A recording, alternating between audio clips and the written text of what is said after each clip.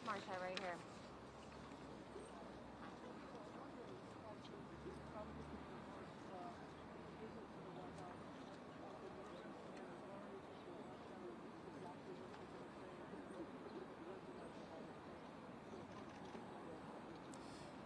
This is an opportunity to make the case for New Yorkers.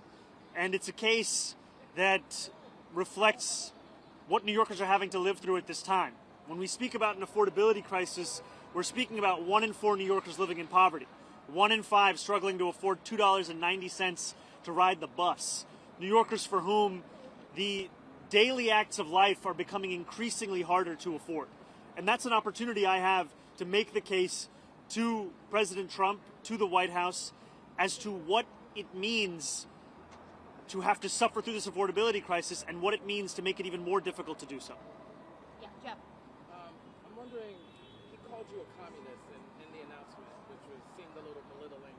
I'm wondering, are you concerned that this meeting will actually bear any sort of fruit, or whether it will be another opportunity for him to try to publicly embarrass you? And could you go into any specifics about what you specifically want to ask him, or any specific requests you have for the president in this meeting? I'm not concerned about this meeting. I view this meeting as an opportunity for me to make my case. And I'll make that case to anyone, frankly, as we've been doing over the course of the campaign, and now as I will be the next mayor of this city. It behooves me to ensure that I leave no stone unturned in looking to make the city more affordable. And this is a meeting where I look forward to speaking about the affordability agenda, public safety, and economic security for each and every person that calls the city home. Yeah, let's go.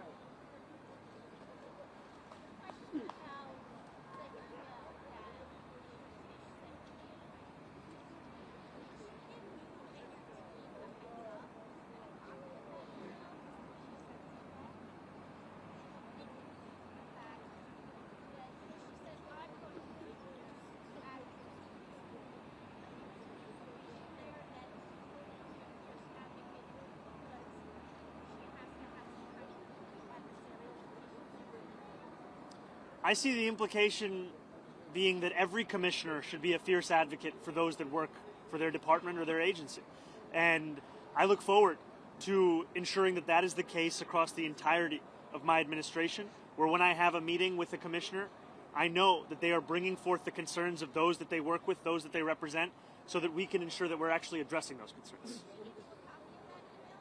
No, this was not a copy of an email that we needed because, frankly, we've been having discussions about the agenda that we share, and I'm not looking to micromanage every single person that works for me. I'm looking to trust them to do their job and know that ultimately I'll be responsible for the work that they and everyone in my city hall does. Holly.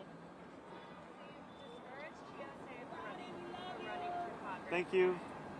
You were there at the meeting last night, but it's been reported that you're supportive of Brad Lander challenging Dan Goldman. Can we confirm that reporting first of all? And if that's true, why is Dan Goldman a member of Congress that should be primary, but Joaquin Rodriguez not?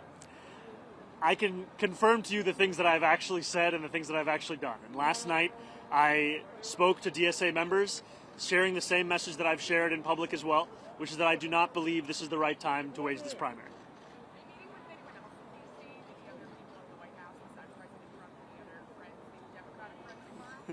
Right now, my plans are to meet with the president and make the case. As soon as I have any more information, I'll share it.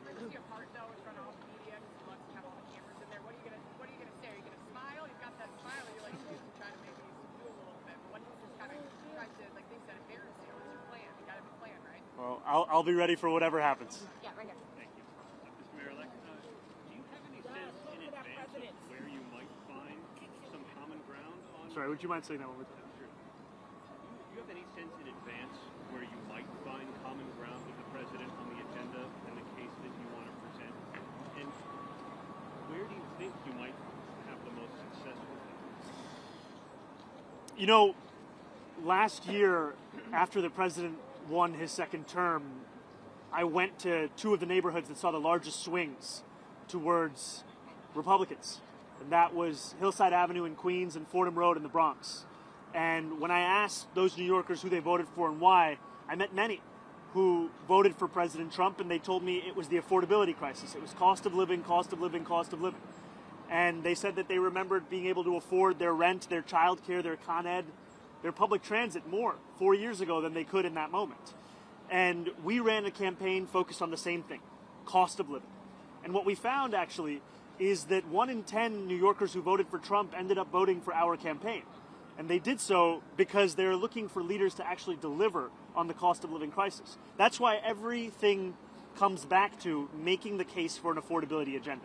I will meet with anyone, I will speak to everyone, so long as it could stand to benefit an economic agenda for New Yorkers. And that's where I will always make the case. Mr. Malik, how are you? Hey, how's it going? You're not cold? Go, Jack. Yeah. So, you pointed Jessica Tisch as